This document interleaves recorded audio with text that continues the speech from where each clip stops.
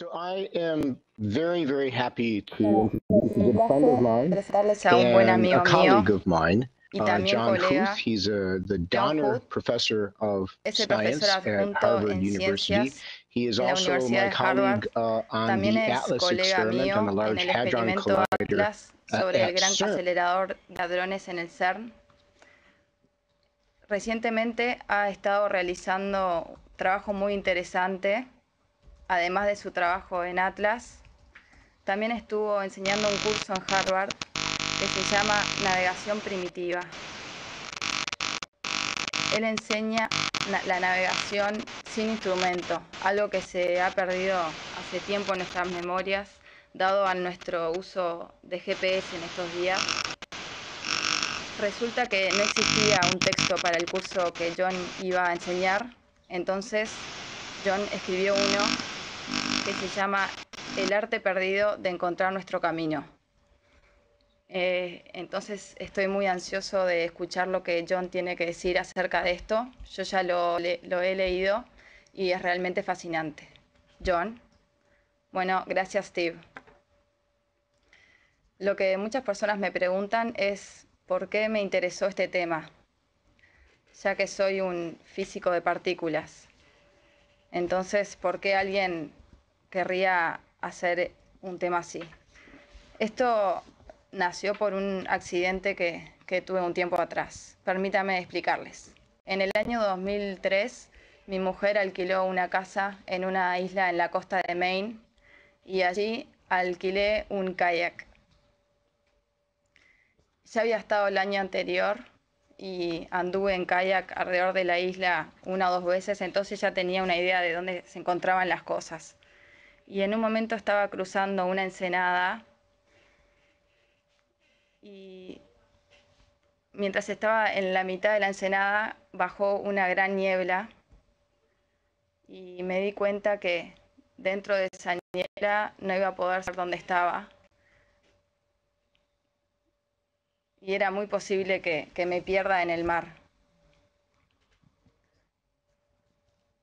Entonces, a medida que se cerraba la niebla, mi mente viajaba muy rápido, estaba entrando casi en un ataque de pánico. Entonces me pregunté, ¿de dónde sopla el viento? Y me di cuenta que soplaba del sudoeste. Y la marejada venía del sudeste.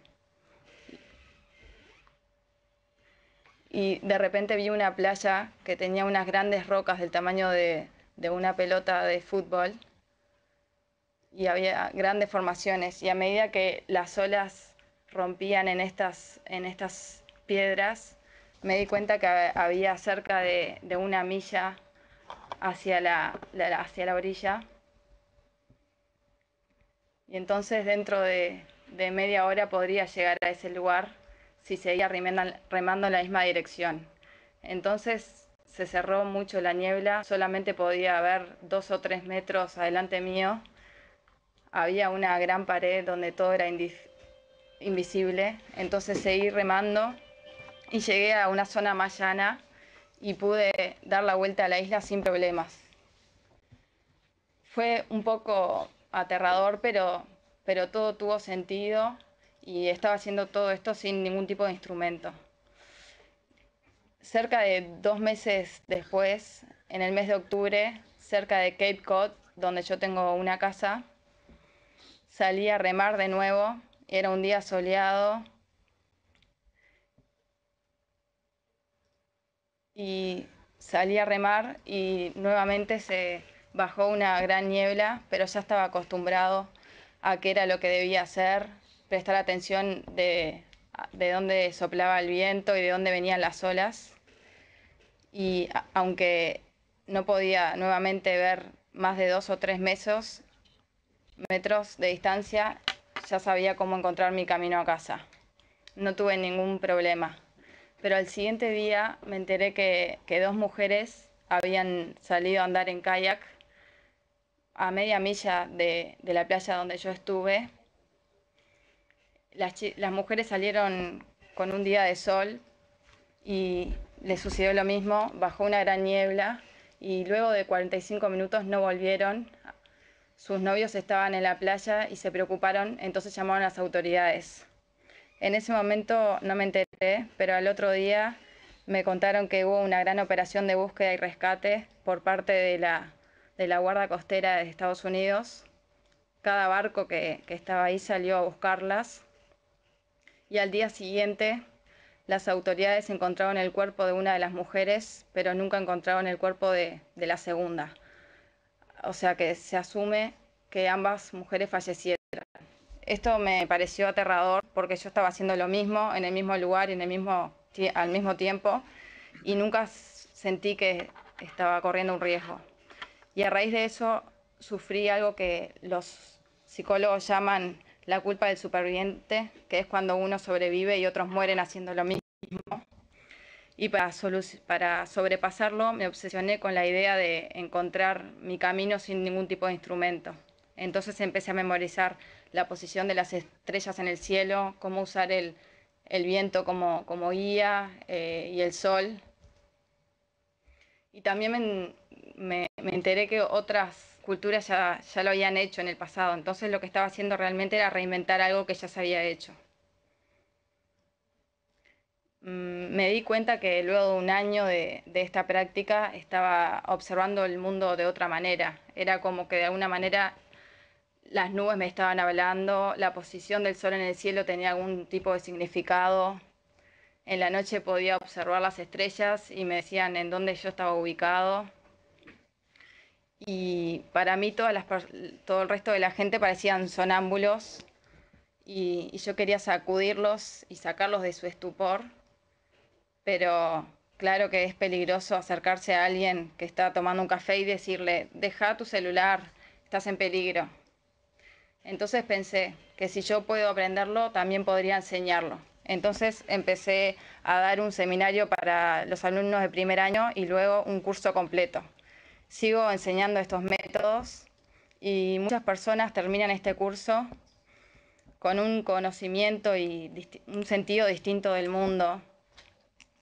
Y es un momento grandioso cuando memorizo la ubicación de las estrellas en el cielo y les hago una prueba de ubicar y reconocer las estrellas que hay en el cielo.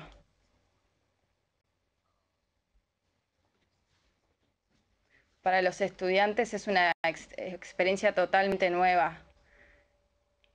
Es como son cosas que no aprenden de un libro, sino que lo tienen justo enfrente a sus ojos.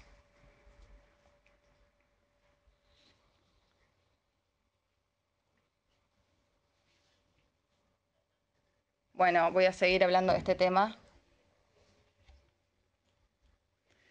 La audiencia debe estar curiosa de cuál sería un buen punto de partida para aprender sobre cómo encontrar su camino a casa. A mí me gusta empezar con el viento, en parte porque fue lo que utilicé como brújula natural. Y de hecho, si observan las culturas de todo el planeta, todos tienen lo que llaman brújulas del viento. Y un ejemplo, algo importante para saber, es que las culturas describen los vientos a partir de la dirección en la que soplan.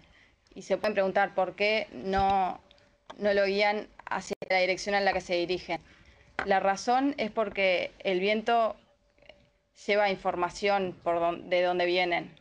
En Boston tenemos vientos que vienen del Golfo de México, que vienen del sudoeste y son vientos cálidos. Si vienen del noreste, vienen de Canadá y normalmente son secos y fríos. Pero en otros lugares del mundo hay ejemplos parecidos como en Grecia, que el viento del norte es frío y seco, el del oeste es más cálido y húmedo, que proviene del Mediterráneo. También los isleños del Pacífico tienen sus propios vientos, esos son también cálidos y húmedos y tienen una formación de nubes muy característica cuando viene la tormenta del noroeste y ven distintas formaciones de nubes. Si vamos afuera, vemos de dónde sopla el viento, sabemos, y en horas continúa soplando y entonces podemos encontrar la forma que sopla el viento en las superficies. Entonces se puede mover la cabeza, sentir el viento en los oídos también, eh, por- porque funcionan bien los oídos porque hay mucha circulación de sangre. Entonces si rotamos la cabeza, entonces sentimos el viento, entonces sabemos en una dirección determinada donde sopla el viento.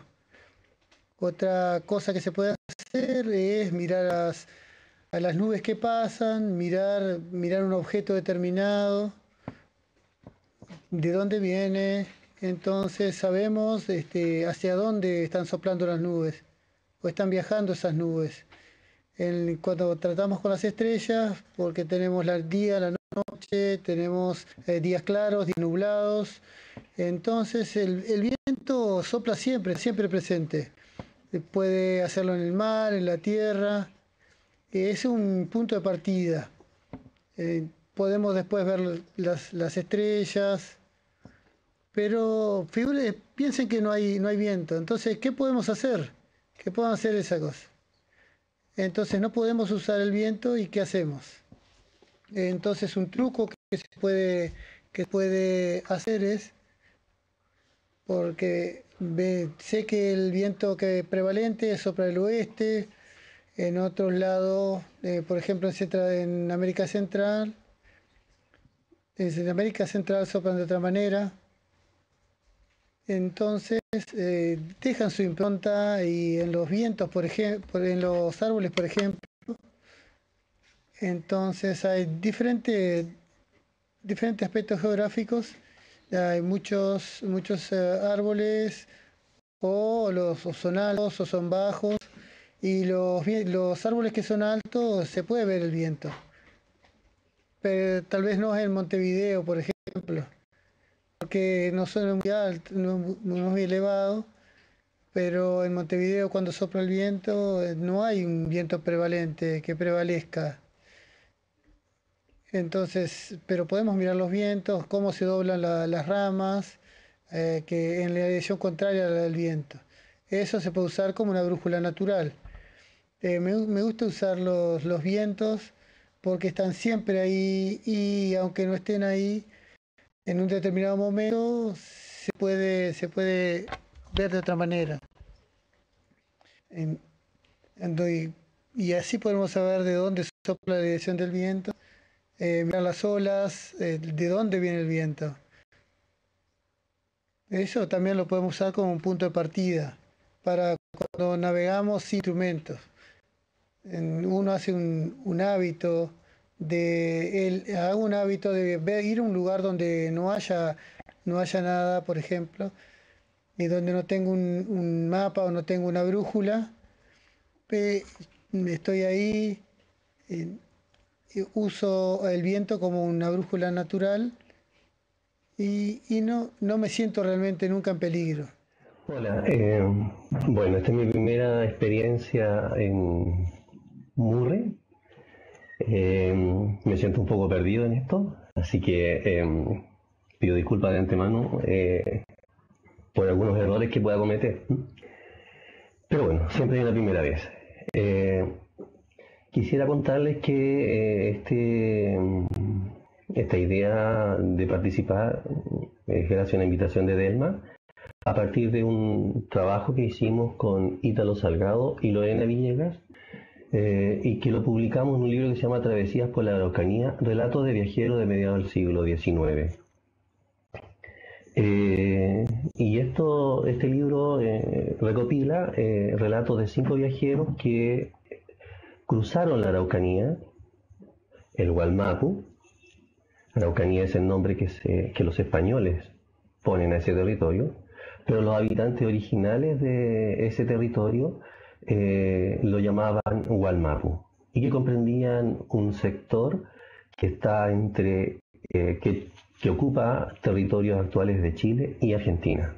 Bueno, son 5 relatos de viajeros, 2 franceses, 2 alemanes y un estadounidense que cruzan este territorio entre 1838 y 1854.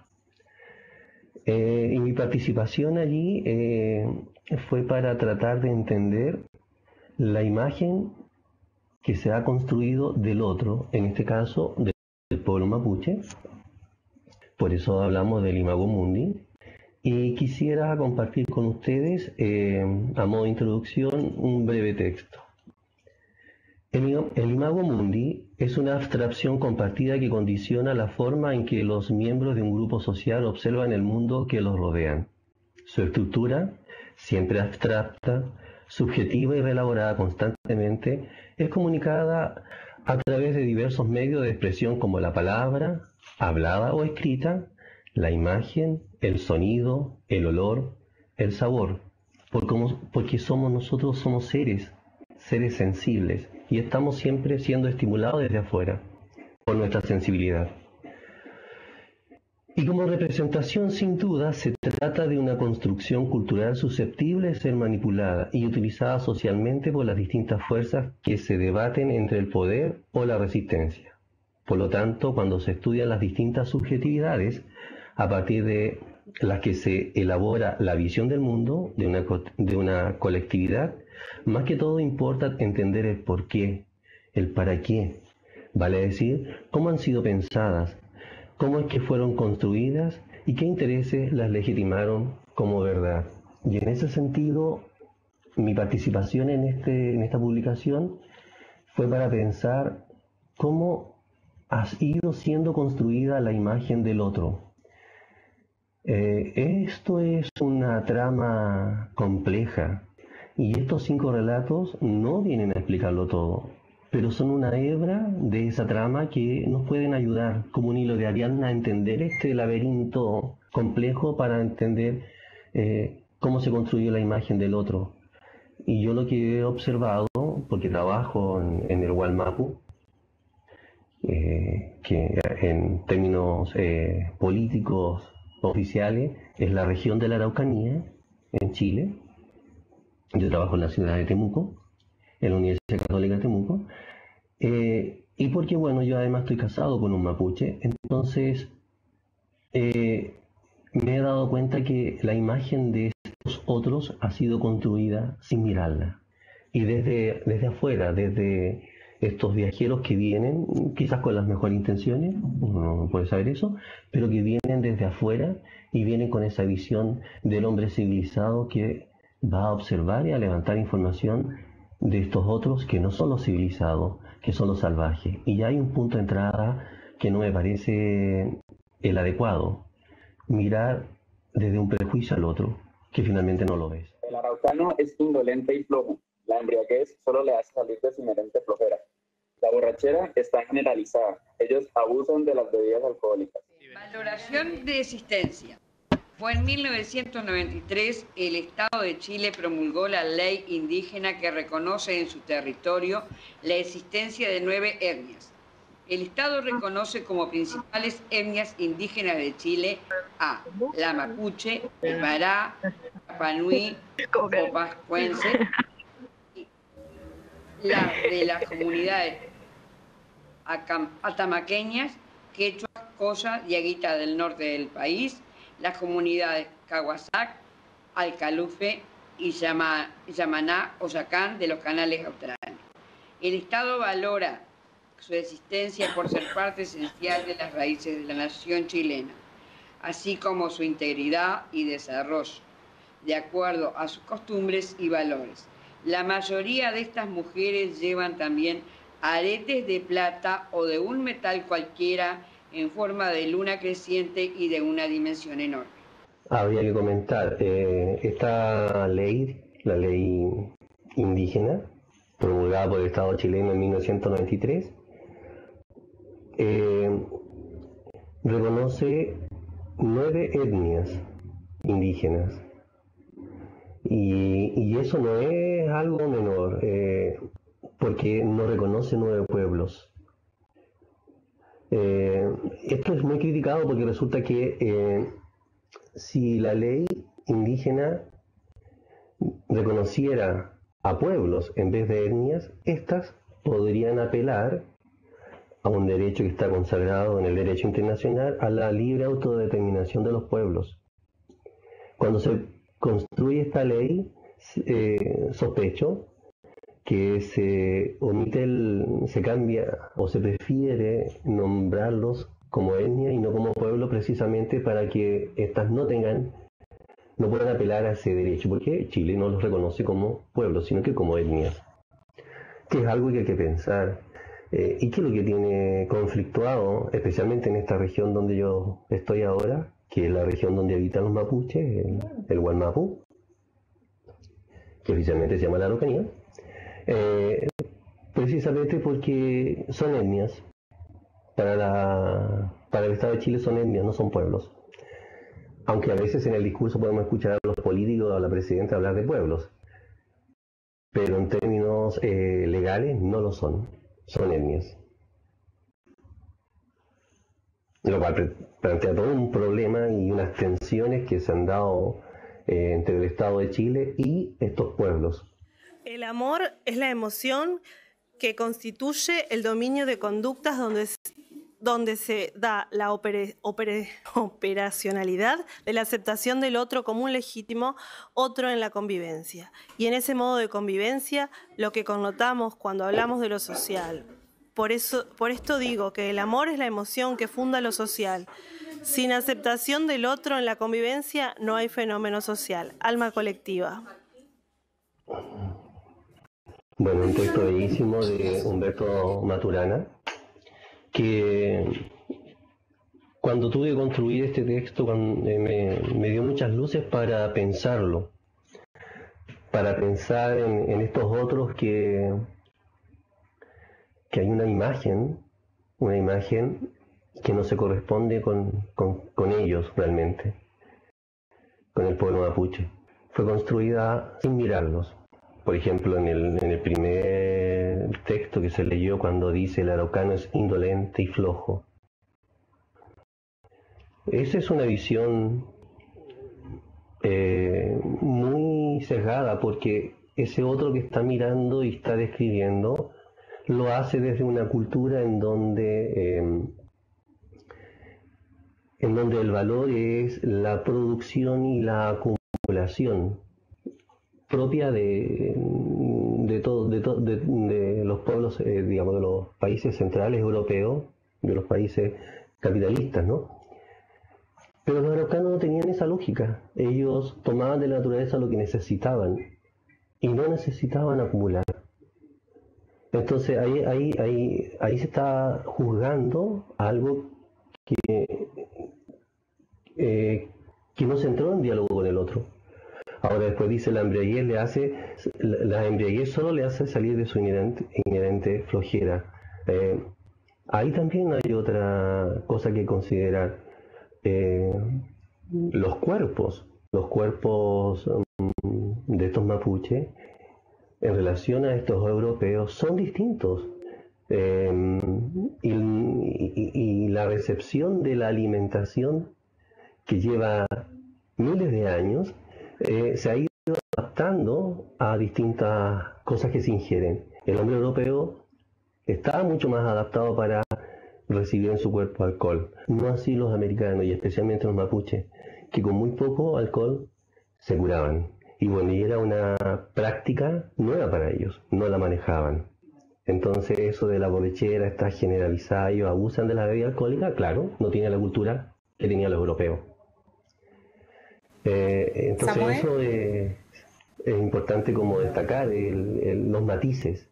Por eso me parece, y pongo al final, con Lorena que escribimos este texto, ponemos al final de esta publicación esta frase de Maturana, porque el amor es importante en el sentido de que nos puede hacer pensar en el otro como un otro tan legítimo como yo, que estoy mirando. El otro es similar a mí, con las diferencias que pueda tener, pero en el sentido de la legitimidad. el otro es tan legítimo como yo, y si yo miro al otro como un otro legítimo desde el amor, puedo construir una imagen del otro, en diálogo con el otro, no tratando de imponer al otro una imagen que quizás no corresponda. Por eso ha pasado en Chile y en muchos otros lugares de América que desde el nombre que se le da, desde la representación, en este caso como araucanos y no como mapuches, se parte mal. ¿Por qué? Porque no se reconoció en el otro una legitimidad como la que tiene el que ha mirado. Por eso me parece muy importante esto que dice Maturana, que el amor es la emoción que constituye el dominio de las conductas, donde se da la operacionalidad de la aceptación del otro como un otro legítimo en la convivencia. Acá estoy con un grupo cuarto año A de la escuela 382 del barrio Flor de Maroñas, de Montevideo.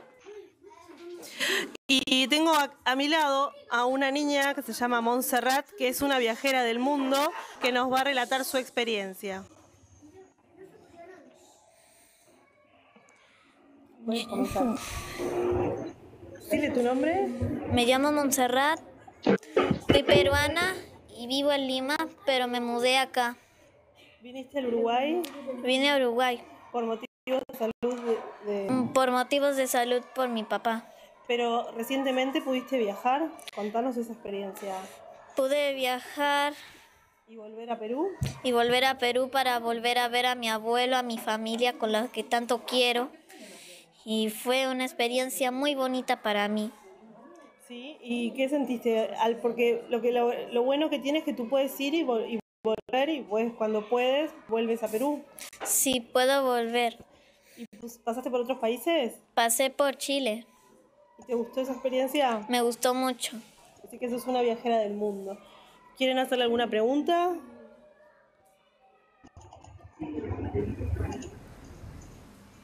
Si hay algún recuerdo que a ella le quedó de esta última vez que fue a Perú.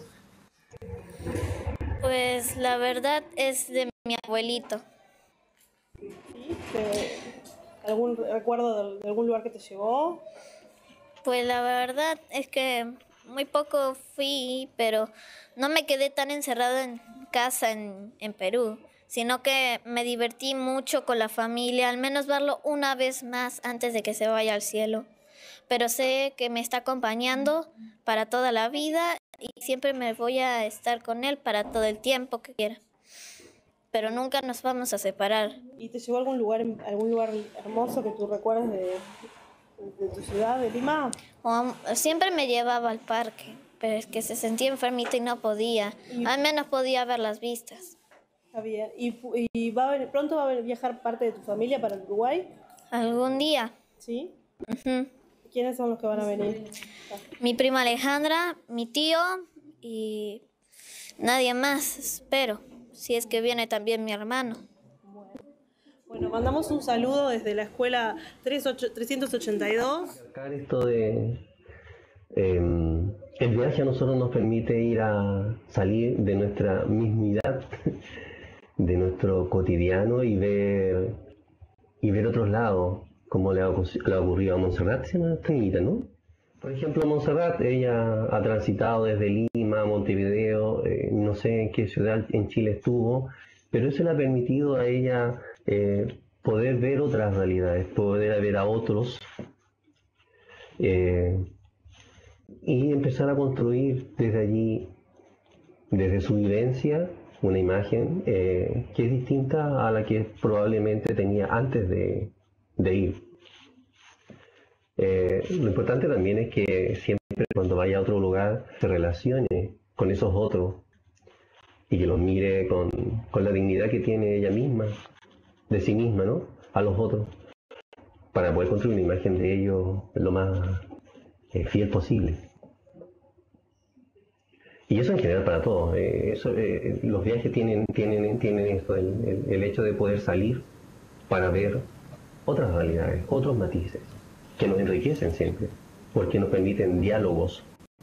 Lo que está ocurriendo en este momento en Mure que nos permite enriquecer desde distintos lugares, distintas edades, distintas vivencias, nuestro pensamiento.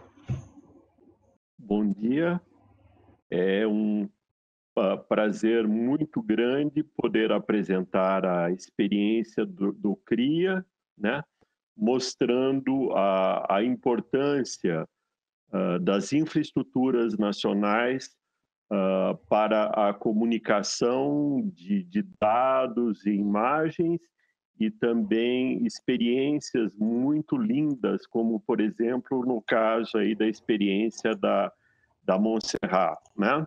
Eu acho que essa infraestrutura que nos é proporcionada pela Rede Nacional de Ensino e Pesquisa do Brasil, que é uma rede parceira da Rede Clara, é extremamente importante, não apenas do ponto de vista de comunicação de experiências, mas também do ponto de vista de estruturação de comunidades colaborativas, como, por exemplo, a comunidade colaborativa do Instituto Nacional do Herbário Virtual da Flora e Fungos Holozongos de Brasil.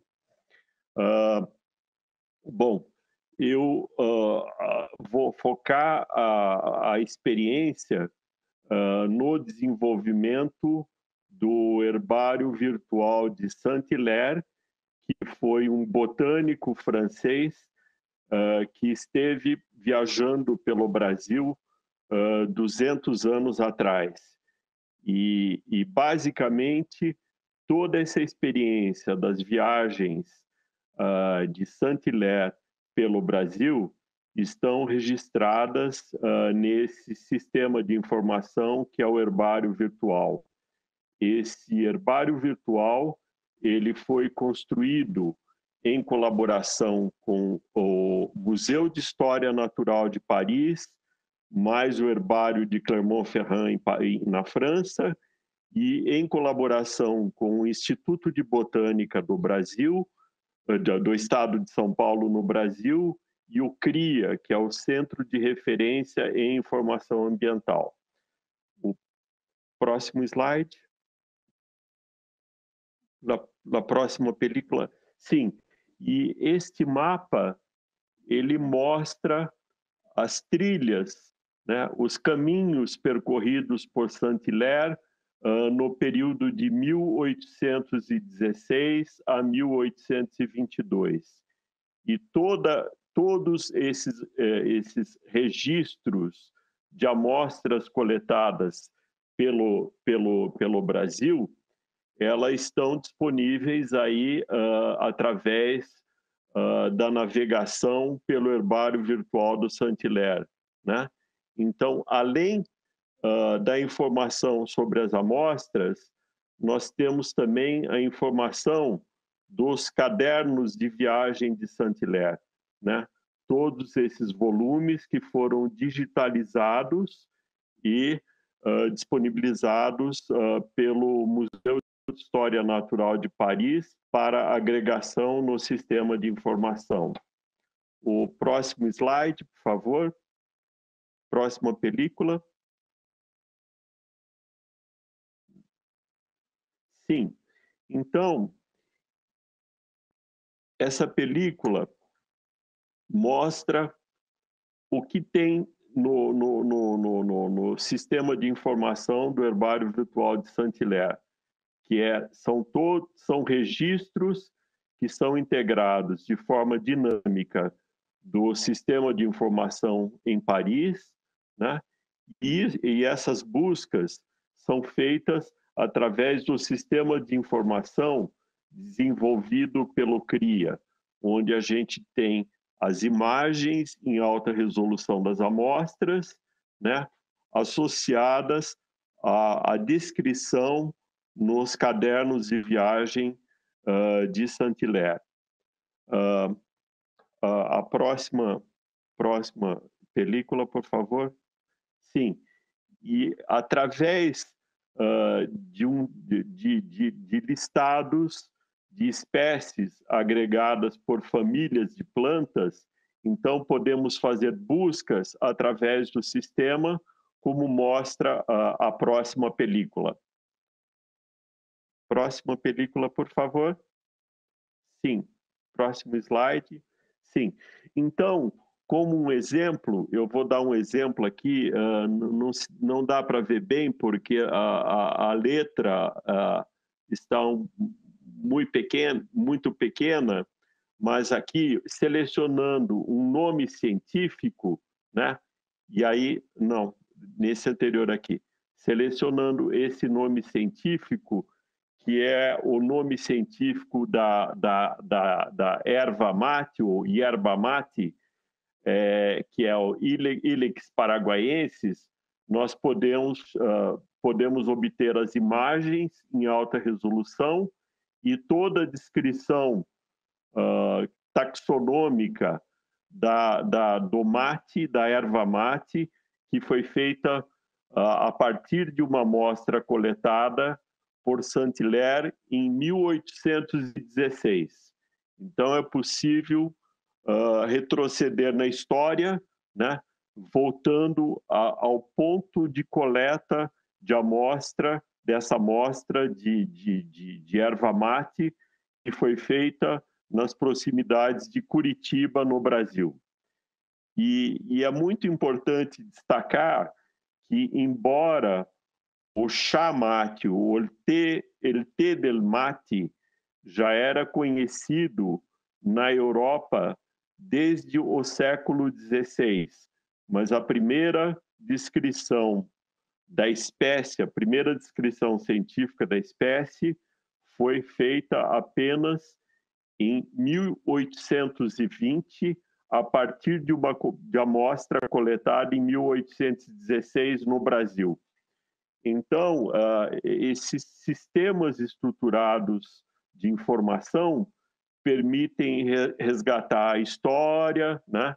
E através dos cadernos de campo de Saint-Hilaire, permite também retroceder à questão da descrição dos hábitos das populações locais, dos caminhos que Saint-Hilaire visitou. O próximo slide, por favor. Sim, aqui é um exemplo de, entrando com o nome científico da yerba mate, nós podemos obter as imagens, né? E aí agregar dados não só das coleções de Paris e de São Paulo, mas também de todas as quase 80 coleções distribuídas aí pelo Brasil e pelo mundo, que têm informações científicas sobre a Ilex paraguaiensis, que é o nome científico da yerba mate. E também podemos também recuperar os pontos de coleta das amostras que estão nessas quase 80 coleções. O próximo slide, por favor. E também esses dados e essas informações são dinamicamente integradas com outras imagens, por exemplo, da descrição da yerba mate na flora brasilensis de Marcius, né? E também integrados de forma dinâmica com dados de fotos do material no campo e associado a toda a informação científica disponível sobre essa espécie. O próximo slide, por favor. E esse slide mostra uma rede estruturada de informação científica, que é o herbário virtual da Flora e Hongos do Brasil, em que tem mais de 190 coleções e seus dados distribuídos por todo o território brasileiro, e também quase que 30 coleções internacionais que estão integradas a esse sistema dinâmico. E aqui é importante destacar que toda essa conectividade aí para acesso dinâmico à informação científica é propiciada pela Rede Nacional de Ensino e Pesquisa do Brasil. Sem a RNP no Brasil, não seria possível estruturar uma rede para agregar as informações científicas de diferentes universidades e instituições de investigação científica no Brasil. Próximo. Aqui mostra a questão do uso dessa informação. Então, desde que nós começamos a fazer o monitoramento do uso, foram utilizados cerca de 2 bilhões, ou seja, 2 mil milhões de registros desses acervos, e foram utilizadas mais de 10 milhões de imagens disponíveis no acervo do Instituto Nacional. E o próximo slide mostra os endereços dos portais dessa rede de informação científica, né, sobre a biodiversidade brasileira, né, e mostra também os links de portais de diferentes acervos históricos, que um deles é o de Saint-Hilaire, que eu mostrei, e o outro é Auguste Glasiou, que também foi um outro botânico francês que viajou muito pelo Brasil e coletou muitas amostras, e nós também estamos preparando aí o sistema de informação de registros históricos de outros viajantes pelo Brasil. E não só viajantes europeus, mas viajantes também da América do Norte, mas também nós pretendemos montar todo o sistema de recuperação de experiências de viagem que promovem o conhecimento científico também de viajantes brasileiros. Então, obrigado pela atenção, e para a gente é muito importante mostrar essa experiência que estamos desenvolvendo no Brasil. E aí eu gostaria de perguntar para a Yara Machado se ela tem algum comentário a fazer aí, agregar algum comentário aí sobre a importância da RNP na organização de todas essas redes colaborativas no Brasil. Olá, obrigado, Vanderlei, graças a todos. Eu vou comentar muito rápido essa experiência com CRIA, que já há alguns anos que estamos trabalhando com esses projetos. É muito gratificante poder participar dessa maneira de estar disseminando esse conhecimento tão importante para nós outros.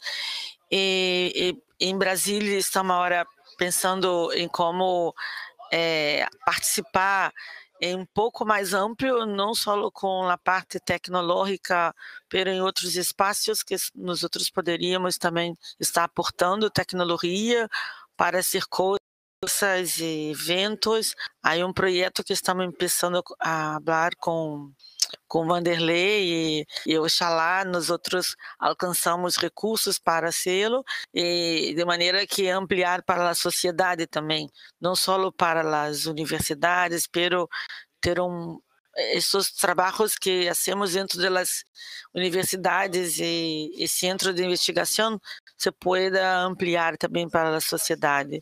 Então, em RNP estamos muito atentos a essas oportunidades. Muchas gracias.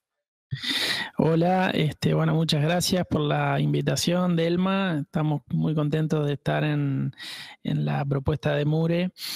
Estamos en Fraiventos, Uruguay, junto al río Uruguay, que es el que se ve en la imagen. Y aquí, en este lugar, se instaló, por allá pasada la mitad del siglo XIX, un gran emprendimiento de procesadora de carne, una fábrica que acá surge y que trasciende las fronteras, surge para venderle al mundo los productos de la carne.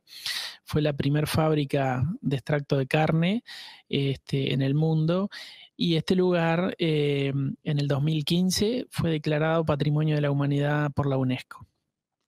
Ahí estamos viendo la enorme cámara de frío, que fue una tecnología que se incorporó ya en el siglo XX y se inaugura en 1922. Y en ese momento, en el 24, pasa a llamarse Frigorífico Anclo. Este lugar fue un lugar de referencia y en muchos aspectos. Por acá llegaron muchísimos inmigrantes a trabajar. Y en el tema de hoy, en los viajeros, nosotros proponemos como tema principal aquellos inmigrantes de muchísimas nacionalidades europeas y de otras partes del mundo que llegaron a trabajar acá. Ahí estamos viendo la sala de nuestro museo, el Museo de la Revolución Industrial, y la sala principal, que es donde estamos ahora haciendo esta transmisión.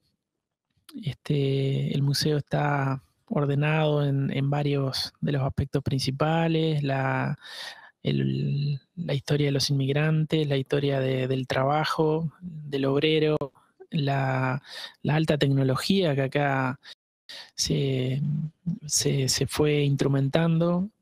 Fue el primer lugar en el Uruguay, en 1883, que se encendió una lamparita eléctrica.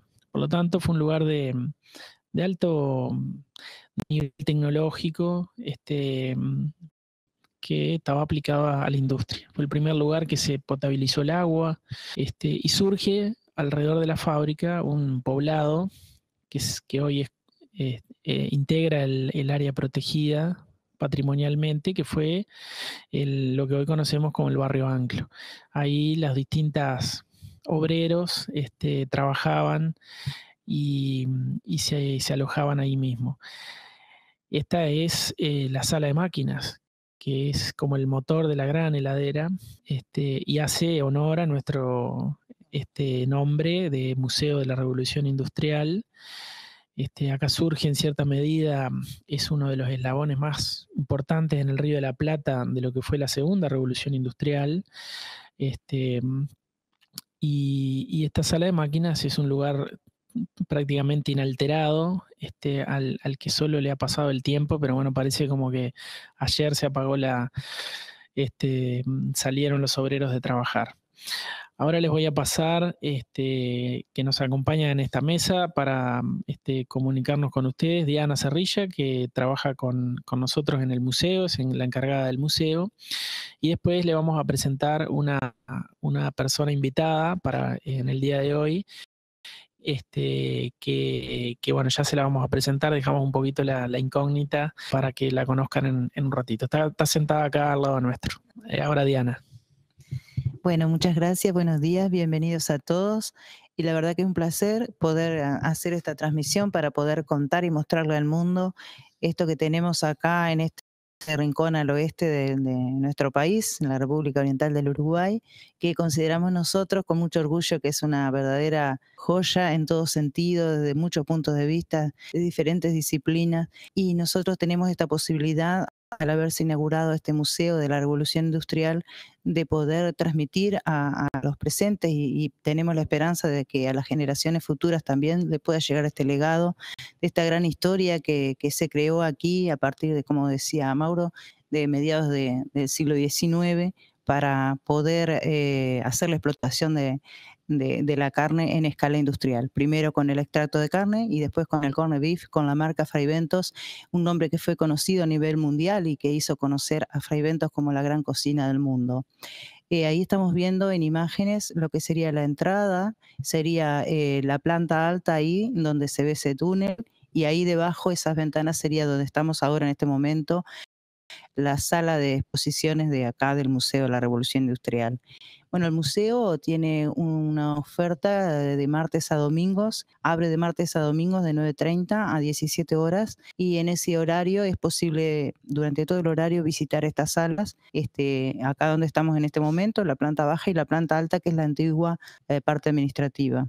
Y bueno, ahí lo que vemos en la imagen es la chimenea, que es un verdadero emblema de este lugar y de la historia, construida en 1906 tiene actualmente 42 metros de altura, solo con ladrillos, se considera una verdadera joya arquitectónica, y en una parte ella tenía ahí el silbato de puro bronce que aún se conserva acá y se exhibe en la sala esta del museo. Ese silbato marcaba las horas de trabajo de la fábrica, pero también se oía desde kilómetros de distancia y formaba parte de la vida cotidiana del Frei-Ventino y de otras ciudades, incluso frente al río Uruguay, Gualeguaychú, se oía, y como decía, formaba parte de la vida cotidiana de Frei-Ventos. Bueno, y volviendo al tema de la posibilidad de visitar el museo, hay 2 visitas guiadas que se recorre como si uno fuera un jefe de planta explicando cómo era la actividad fabril y algunos de los ciclos productivos, permitiendo también entrar algunas de las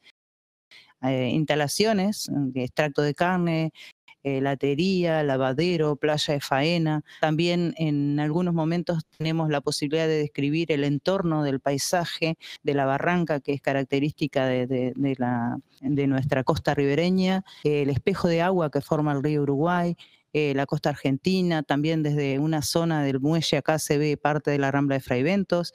También nos posibilita hacer el paralelismo histórico que se desarrolló entre esta fábrica y el mismo proceso fundacional y posterior desarrollo de Frei-Ventos, que siempre estuvo ligado a la historia fabril. Ahí se ve en la imagen el mural que está acá en esta sala donde estamos ahora del museo. Ese mural es una obra de un artista plástico frei-ventino, Ricardo Ríos Sichero, en el cual trató o plasmó, digamos, como una síntesis de toda esta historia, y también es una gran posibilidad que tenemos nosotros para poder interpretarla, para poder transmitirle a los visitantes acerca de ella. El tema de los inmigrantes, el tema de la venida, no solo de los viajeros inmigrantes, sino también de la maquinaria, de los diferentes útiles que venían desde diferentes partes del mundo.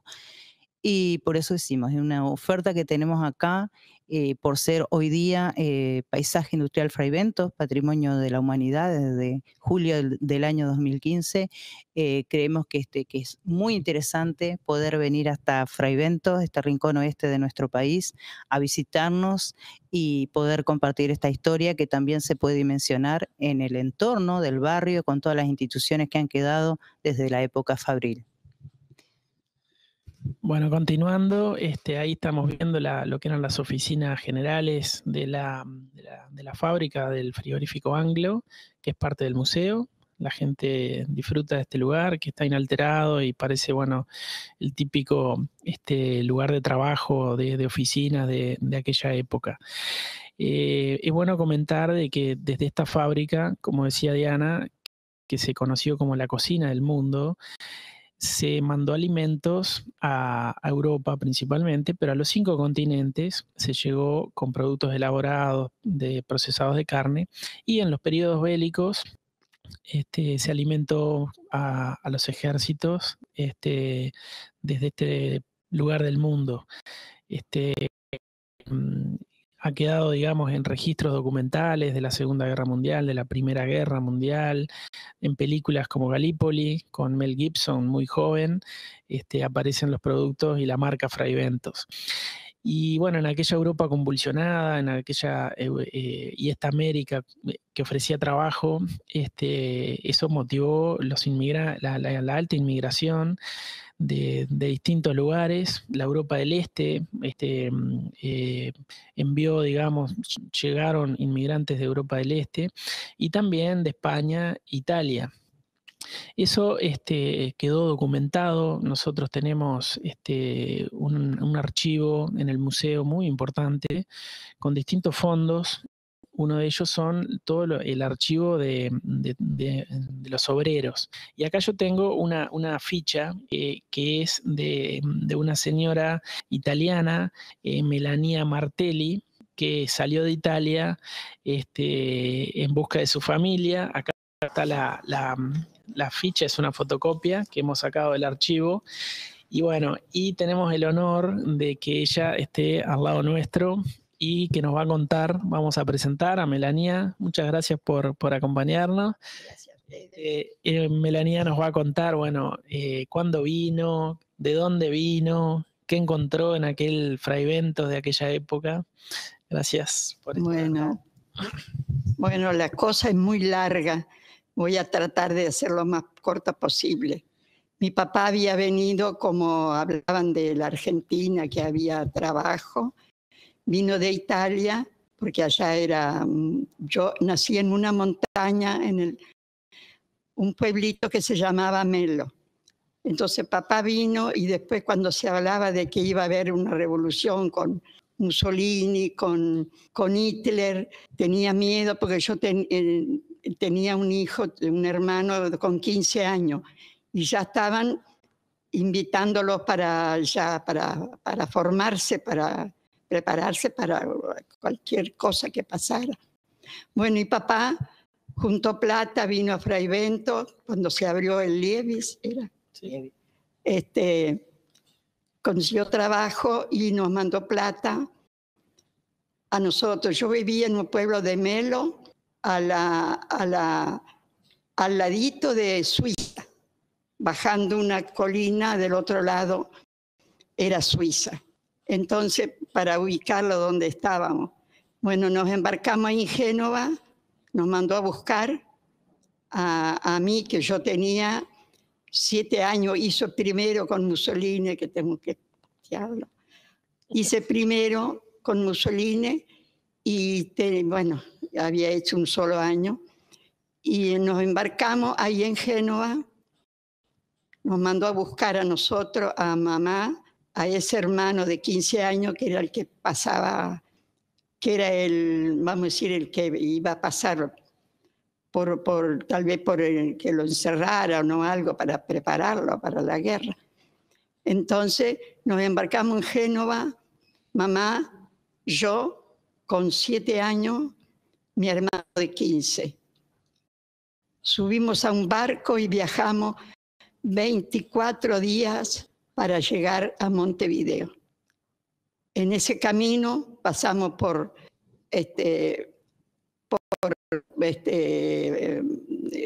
¿cómo es? ¿Dónde están los negros? África. Pasamos por África, después pasamos por también donde está el Cristo, sí, por Río de Janeiro. El Río de Janeiro, y bueno, pasamos ahí, nosotros éramos chicos. ¿Te acordás la fecha en que llegaste acá a Fraivento? Y contanos cuando empezaste a trabajar en el ángulo. Claro. Bueno, llegamos acá y mi papá, para venir a Fraivento, que es donde está la fábrica, pues tomamos un ónibus. Bajamos del barco y tomamos un ónibus. Bueno, y no encontrábamos, no sabíamos hablar el castellano. Teníamos, bueno, muchas cosas para... Bueno, bueno, y entonces hice la escuela acá, hice tercero, segundo en el Anglo, en una escuela, hice tercero en la escuela número 7, y cuarto, y quinto lo hice en la escuela número 5, y bueno, ya tenía 12 años. Entonces, en ese momento, era como el auge del trabajo, y a los días así, empezaron la fábrica pidió menores. Entonces, pidió menores, por primera vez, trabajaban todos hombres y personas grandes. Bueno, por primera vez... Era el año 38 más o menos, ¿no? Y sí. La guerra. Cuando la guerra, claro. Y bueno, y ahí fue mi primer... Bueno, había mucha gente, toda gente mayor, hombres grandes y todo. Y yo fui con una compañera también de mi escuela, que ya terminábamos, y la otra, el sexto, nos quedaba muy lejos y no podíamos ir. Entonces, el hombre que venía a elegir dio vuelta y después se paró al lado de nosotros y dice, usted vaya para adentro. Así que tuve el honor de ser la primera mujer que entró al Anglo a trabajar. La primera, sí. Era para etiquetar la latita de conserva que iban para el exterior, seguro. Ahí fue donde Precioso. la primera vez que envolví las latitas. Claro. A ver qué dice. A mí me encanta todo esto. Esto es lindísimo.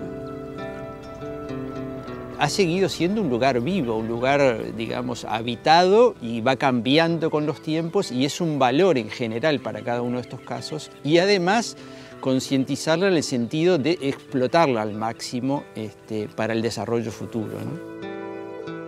Todo nuestro sacrificio y todo al final fue para bien de todo el mundo. Porque el patrimonio de la humanidad es como decir, qué sé yo, algo importantísimo en el mundo.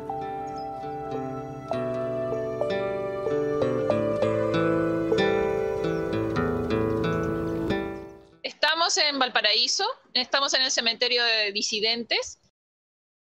Ustedes pueden ver de fondo un poco la ciudad. Desde este lugar no se ve el mar, no se ve el puerto, pero se aprecia algo ahí. Al lado del cementerio, este cementerio se encuentra entre dos cementerios, entre el cementerio número 1 y el cementerio número 2, que son municipales. A mis espaldas ahí, no pregunten por qué el cementerio está al lado de la cárcel o la cárcel al lado del cementerio, pero ahora la cárcel es un centro cultural y por supuesto se han llevado a todos los presos fuera de la ciudad, están en una cárcel nueva, pero nosotros lo que nos trajo aquí son los viajeros. ¿Qué hacen los viajeros y qué hacemos en un cementerio? En un cementerio de disidentes aún. En este lugar fue fundado para enterrar a todos los muertos de las colonias extranjeras que se encontraban en Valparaíso. Por ejemplo, los ingleses, los italianos, los franceses y otras colonias, pero quien les va a explicar mejor todo esto, todos los habitantes que tiene el cementerio, es nuestro administrador del cementerio disidente, Juan José Caro, y que vamos a ir a visitar a una plaza muy particular que tiene este cementerio, que es la Plaza de los Inmigrantes. Ellos han fundado un memorial, una plaza para recordar y para honrar a todos los... yo me voy a primero, Juan José, voy a pasar a mostrar la plaza. Una plaza que está en el centro de lo que yo voy a hacer un giro. Por ahí van a ver a Juan José. Aquí estamos, vamos a decir que este es el centro del cementerio disidente. Ya le vamos a preguntar a Juan José cuándo fue fundado, quiénes lo fundaron. Es un cementerio muy bonito. Y vamos a hacer algún recorrido. Juan José nos va a mostrar algunos datos curiosos. Juan José es el administrador del cementerio y yo los voy a dejar con él para que les cuente un poquito del cementerio. Hola, buenos días a todos quienes nos están viendo y escuchando. Como dijo bien Paula, una antigua amiga y conocida del cementerio que nos visita frecuentemente, el cementerio de disidentes debe su origen a la necesidad que se vio en esta ciudad puerto de Valparaíso hacia el año principio del siglo XIX, 1820, 1825, donde nuestro país se independizó del dominio español y pasó a ser una república independiente, constituyéndose en una nación que abrió sus fronteras a todo tipo de negocios. A raíz de esto llegaron muchos emigrantes, principalmente de origen europeo, llámese ingleses, alemanes, que instalaron sus negocios, sus empresas navieras, sus firmas comerciales de importación de diversos productos. A ello, digamos, fueron agregando sus familias, sus necesidades propias de toda comunidad, en un país donde no encontraban lo que realmente necesitaban, llámese colegios, llámese la iglesia, llámese también los cementerios, diversas instituciones. A raíz de esto, es necesario que ellos organizaran distintos estamentos, y en Valparaíso y Chile en general, al ser un país meramente católico, la única religión aceptada por el Estado era la católica apostólica romana. Ellos también debieron hacer grandes esfuerzos para poder tener esta necesidad también espiritual de libertad en sus cultos, en su educación y también para sepultar a sus seres queridos, ya que no eran admitidos en el cementerio católico, que es el que está contiguo a este, que es el cementerio número 1. Se organizaron y compraron estos terrenos que estaban en ese tiempo en las afueras de la ciudad, donde constituyeron el cementerio disidente que existe hasta el día de hoy. Eso ocurrió oficialmente el año 1823. Pasó a darse el cementerio disidente en respuesta a que el cementerio que estaba contiguo a este era el católico, y el título original de la razón social era Cementerio de Disidentes o Panteón de Protestantes, conservándose al día de hoy solo como el Cementerio de los Disidentes. En cuanto a las sepulturas, son sepulturas familiares, ya que el espacio era reducido, y en estos momentos se siguen sepultando muy esporádicamente, a razón de 40, 45 funerales por año, descendientes de aquellas familias que compraron en ese momento terrenos. Estamos en algunos casos en la cuarta y quinta generación. La idea es que sigan siendo ocupadas por quienes fundaron y crearon este cementerio, que hasta el día de hoy se mantiene como una corporación de derecho privado sin fines de lucro. Como la ciudad ha ido creciendo, prácticamente, como contaba Paula, estamos en el centro de la ciudad, lo que en un momento fueron las afueras, que se eligió una meseta o una loma en el cerro, los típicos cerros del Paraíso, por su ventilación, a la vez estando al alcance de todos los deudos que querían visitar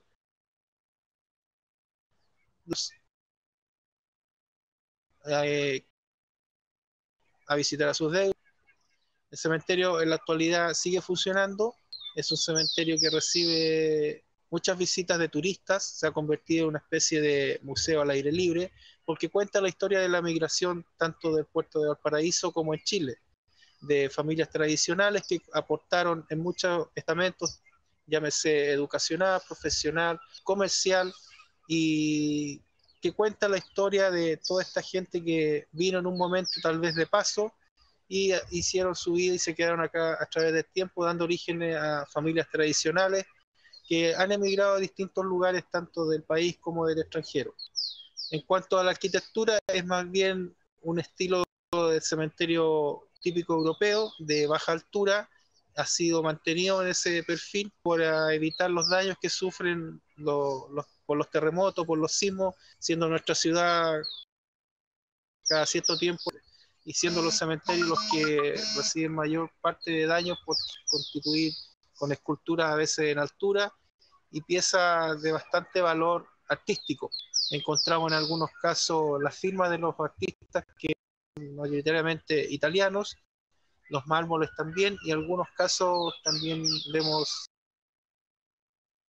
algunos estudios alemanes que también se hacen presentes tanto en construcciones como en ornamentaciones de sepulturas. Familias en las cuales la mayoría está en buenas condiciones, algunas con daños, pero sin, digamos, visitado tanto por turistas. Bueno, buenos días a todos. Estamos aquí en el Monumento a Perpetuidad de Paysandú, en la República Oriental del Uruguay. Yo soy Ana María López, una guía independiente del monumento. Bien, para contarle un poco la historia de los viajeros que están aquí en este cementerio, digo, nosotros somos todos viajeros en el tiempo y eso es lo que nos recuerda cada vez que visitamos un cementerio, ¿no? ¿Este viaje culminará acá o seguirá o volverá a empezar? ¿Qué será? Bien, el Monumento a Perpetuidad fue un cementerio viejo de la ciudad de Paysandú, primero, en 1835, se creó este espacio para hacer los enterramientos y retirarlos de lo que antes eran los cementerios detrás de las iglesias.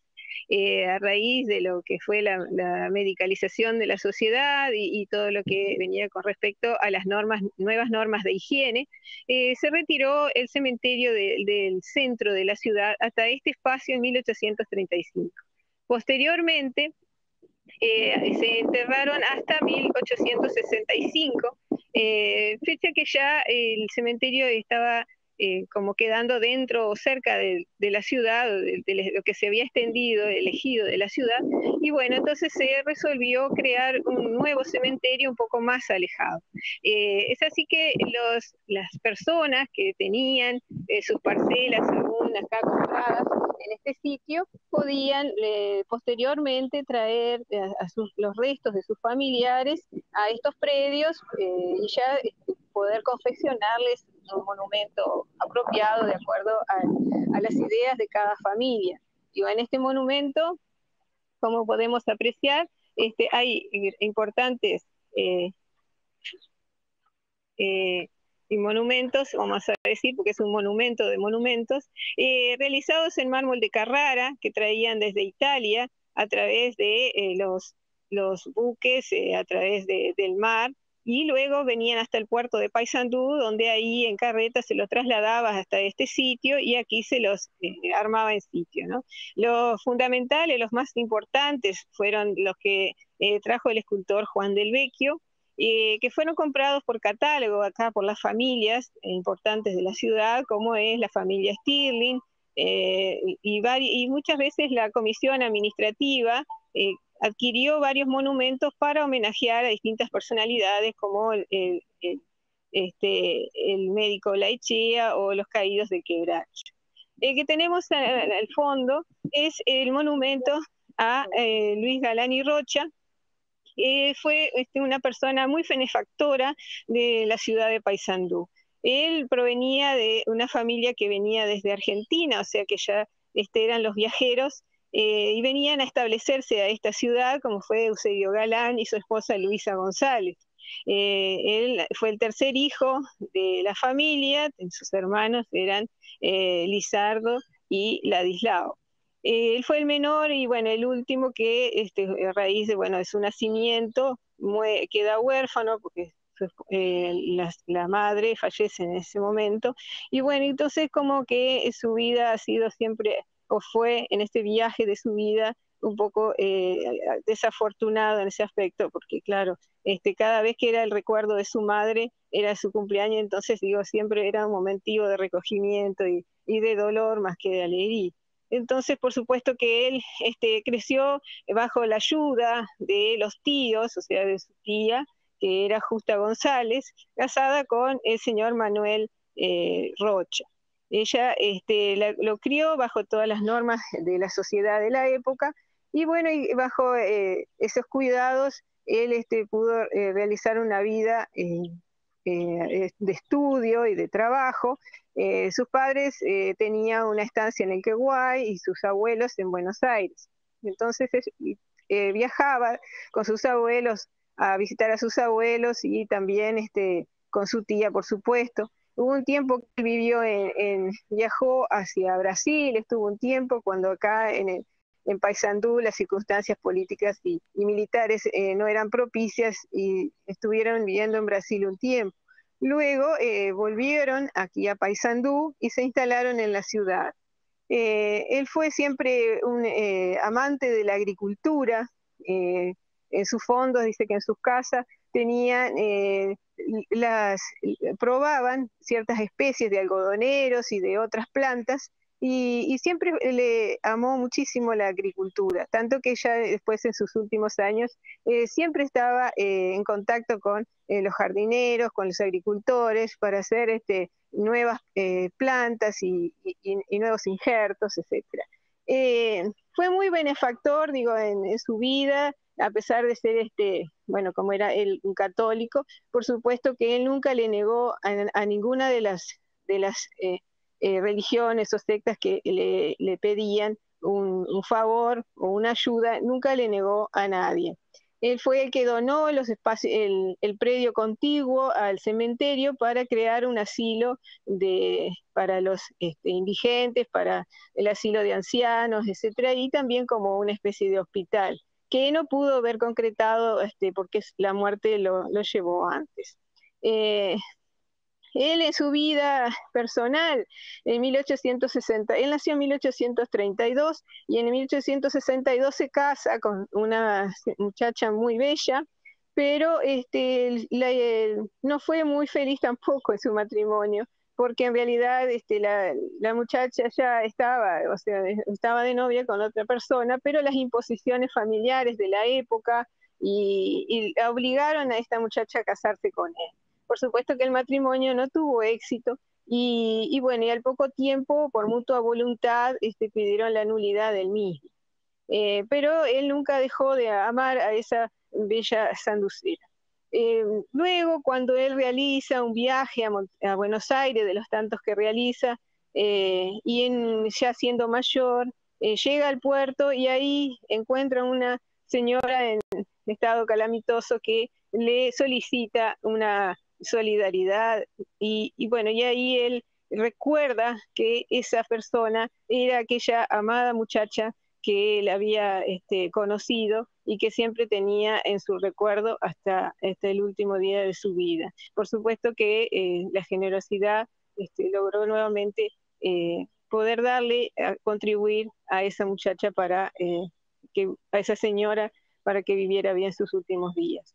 Bueno, es acá que recuerda en este monumento, entonces por eso generosidad de la cual hablamos, que en la parte superior tiene el simbolismo de la caridad, ¿no? Una señora que está entregándole a los niños una moneda o algo para esa generosidad.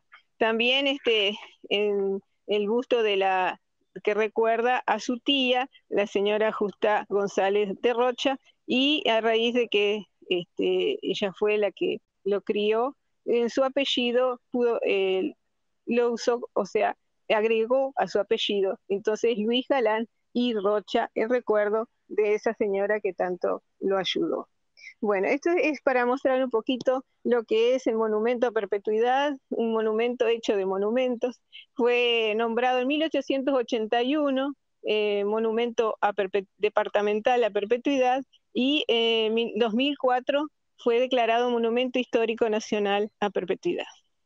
Invitamos entonces a todos los que se acerquen a Paysandú y por supuesto a visitar todo lo que es este magnífico lugar, que monumento histórico nacional, y que puedan apreciar todas las obras que han venido desde Italia, de mármol de Carrara, y es un patrimonio, una joya de nuestra ciudad que todos deberían conocer. Es un aporte que hacemos entonces para Museos en Red y para todos los viajeros del mundo poder visitar este lugar.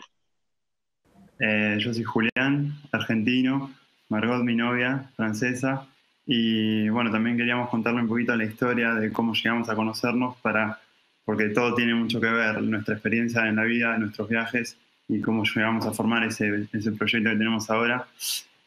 Como Montserrat, yo me fui de chiquitito de Argentina a los 11 años, estuve viviendo 5 años en Estados Unidos, y luego nos mudamos con mi familia a España.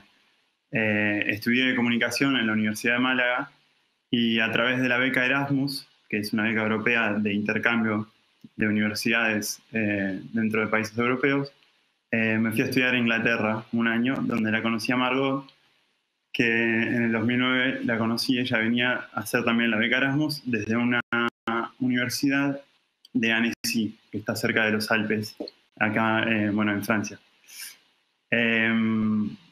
Luego de eso nos fuimos a vivir a Francia, al sur de Francia, y bueno, y después por cosas de circunstancias y a través de internet conseguimos, yo conseguí trabajo en el CERN, el Laboratorio de Física de Partículas, en un proyecto muy lindo de arte y ciencia, y mientras Margot se fue a trabajar a Berlín. Ella está muy interesada en la moda, siempre estuvo muy interesada en el diseño, y consiguió trabajo en Berlín en una multinacional haciendo optimización de motores de búsqueda. A la par comenzó su proyecto, The Pastel Project, que luego, al venir a vivir a Ginebra, después de su etapa en Berlín, yo también me dediqué a trabajar con ella. Y ahora, desde hace un poco más de 2 meses, estamos trabajando los dos al 100% en este proyecto, que es una plataforma de comunicación sobre la moda sostenible y ecorresponsable. Y también tiene que ver con el estilo de vida de ese tipo. Así que emprendimos otro viaje al sudeste asiático. Anduvimos por Indonesia, Filipinas y un poco por Tailandia y Singapur. Y bueno, tenemos un videito para mostrarles que les da un poco una idea de lo que es el proyecto y luego Margot va a explicarles de qué se trata.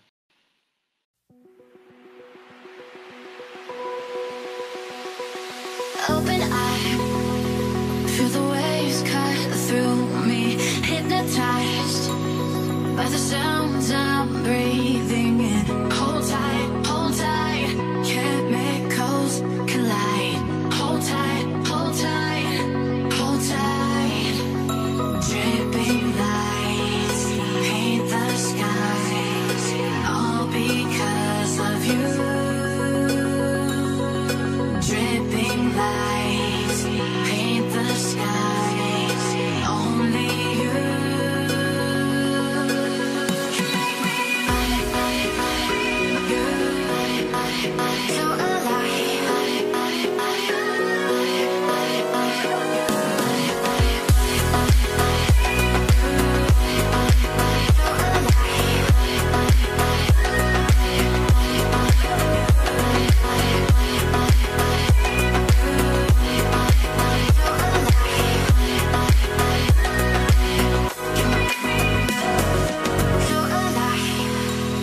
make it last forever.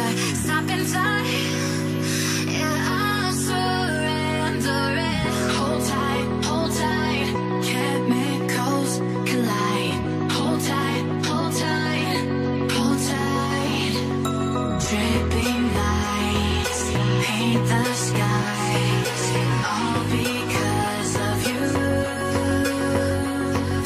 Dripping lights paint the skies, only you. You make me so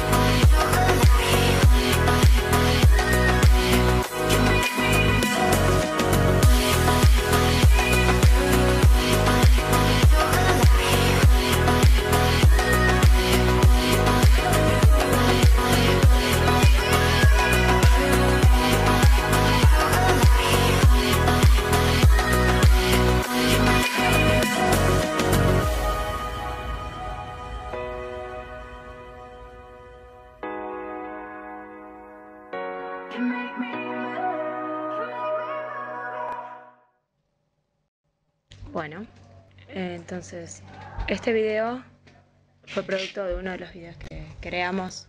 Así que nuestra misión es tener una marca sustentable, creando aspectos visuales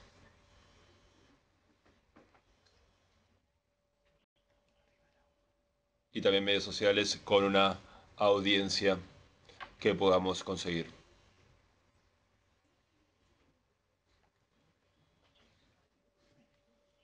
El video de la de Indonesia, recientemente volvimos después de 2 viajes, de un viaje de 2 meses por el sur, el sudeste asiático.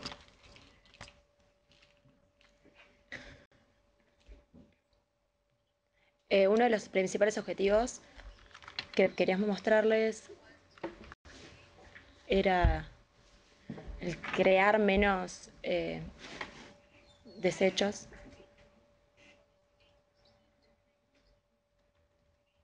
El 80% de los desechos es de plástico.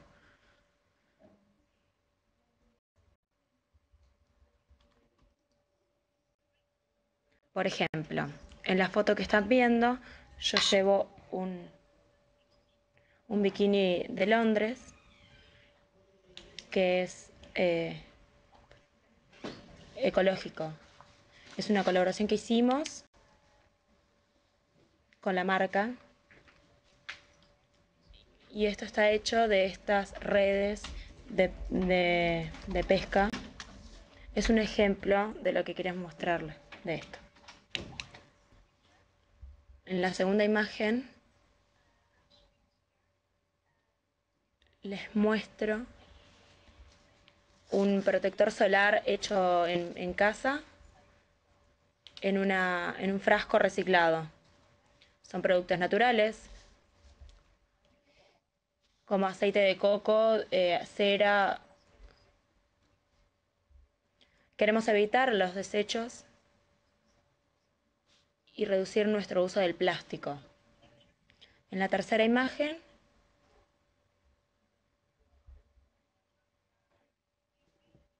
mostramos un ejemplo de cómo evitar la creación de botellas de plástico para el agua. Esto es en Asia, donde es muy difícil conseguir agua potable.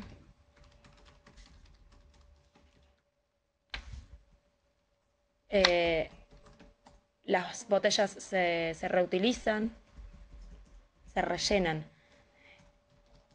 Generalmente las botellas se pueden encontrar en pequeñas tiendas en la calle. Esta es una de las opciones para evitar el uso de botellas para el uso personal. La siguiente imagen. Esa es otra manera de evitar las botellas de plástico. La pequeña herramienta esa que se ve es básicamente una lapicera que se pone en el agua,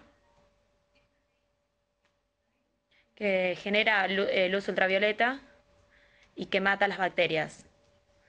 Se mezcla por un segundo y de esa manera se puede tomar de forma segura el agua de la canilla.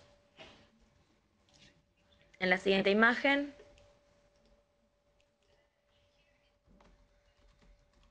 esta es otra manera de evitar consumir el plástico. Cuando estás en un bar o tomando tragos en verano, en el sur de Asia se toma mucho el agua fresca de coco.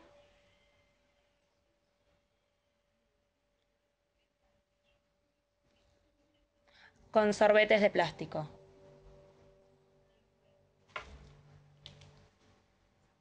La mayoría de las veces terminan en el agua, desafortunadamente. Estos sorbetes son reutilizables. Los que pueden ver en la imagen son de vidrio.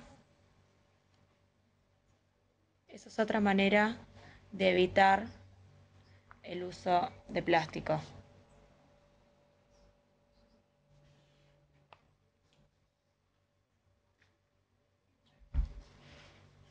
La siguiente imagen, volvemos a la moda sostenible. Cuando estábamos viajando a Bali, conocimos una marca increíble que lo que crea son pijamas y colaboramos con ellos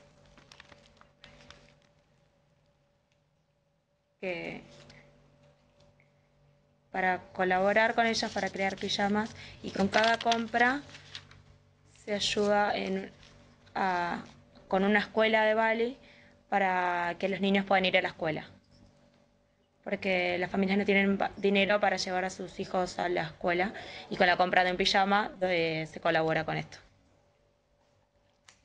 Otro aspecto épico de esta marca es que se hace localmente todo y a mano. Y se utilizan telas como algodón orgánico.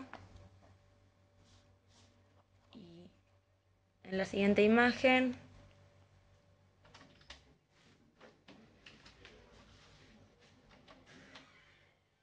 estamos con el tema de maquillaje ecológico.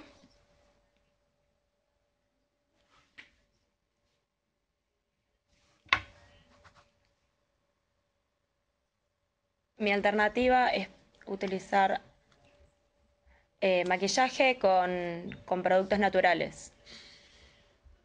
colaboramos con una marca que se creó en Suiza, pero que los productos se crean en México. Se utiliza una fruta muy famosa en México. Mi viaje a Asia fue un sueño. Siempre intento encontrar un balance entre la ética y los productos ecológicos. Quizás podría comentarles que en este momento estamos en Madrid. De hecho, no tenemos casa porque hace menos de una semana aterrizamos de Bangkok y estamos estudiando dónde seguir con el proyecto, con mira a Madrid, Lisboa, Barcelona. Así que bueno, estamos muy entusiasmados. De hecho, vinimos antes del sudeste asiático, volvimos a Europa antes porque estamos muy entusiasmados con el proyecto porque presenta realmente indicios de que estamos viviendo de esto y es muy, muy entusiasmante. Así que bueno, si alguno tiene alguna pregunta, aquí estoy. Sí, además, cómo conectar con el proyecto, ¿no? En este caso vemos que está la gente de San Gregorio, que tiene un museo abierto en la ciudad, y siempre ellos están invitando artistas y proyectos artísticos para su localidad. Aquí también hay estudiantes de arte y comunicación, así que si quieren hacerle alguna pregunta o algo que quieran mencionar, no sé, San Gregorio, si están ahí. Sí, estamos aquí. Una de las preguntas que surgió inmediatamente fue cómo se llama la fruta por la cual se hace el maquillaje ecológico. El mamey. Gracias. Y la otra es cómo conectarnos con el proyecto de ustedes. La verdad que quedamos fascinados. Porque personalmente recorro ríos en Uruguay y veo los plásticos diseminados por todos lados. Entonces, me preocupa, es una situación que me preocupa y quería ver cómo conectarme con el proyecto de ustedes. Tenemos varios canales a través de Facebook, Instagram, la misma página, obviamente. Pero bueno, también se puede dejar un contacto, me pueden encontrar en Facebook personal, Julián Caló, con acento en la A y en la O, de Caló, C-A-L-O. Y también está el Facebook de Pastel Project, con el que estamos en contacto constantemente para hacer colaboraciones o para informar a la gente. La plataforma de comunicación de Pastel Project es principalmente para concienciar a la gente a través de un modo de vida, a través de la moda, guardando también el estilo, guardando también, o sea, teniendo en cuenta también todos los aspectos estéticos. Es como que se puede vivir en un consumo, con un consumo lento y estar a la moda también y estar al día y no consumir plásticos y cosas innecesarias, sobre todo las cosas que son sobre todo los plásticos o desechos que son de un solo uso, como por ejemplo lo que más se ve son botellas de plástico porque bebemos agua constantemente y las pajitas de plástico también, ¿no? Es un concepto, sabemos que nosotros solos no vamos a cambiar el mundo, pero si el concepto crece, de hecho se está viendo ya, tanto en Indonesia como en Filipinas, vimos muchos y nos asombraron bares con pajitas de bambú y gente que nos entendía muy bien el concepto, porque además son zonas de mucho buceo, son zonas hermosas para descubrir el fondo del mar y a veces es una pena que uno se encuentra nadando alrededor de basura y sobre todo plástico, y plástico de un solo uso. Entonces, bueno. Hay otras iniciativas muy bonitas. Una que se llama 5 Minute Beach Cleanup. Es una iniciativa que se puede encontrar en Instagram significa limpieza de playas de 5 minutos, y es una iniciativa internacional creada por una chica que se llama Carolina en Costa Rica. Y bueno, también fomenta que en 5 minutos se puede limpiar la playa, y si todos lo haríamos, sería genial.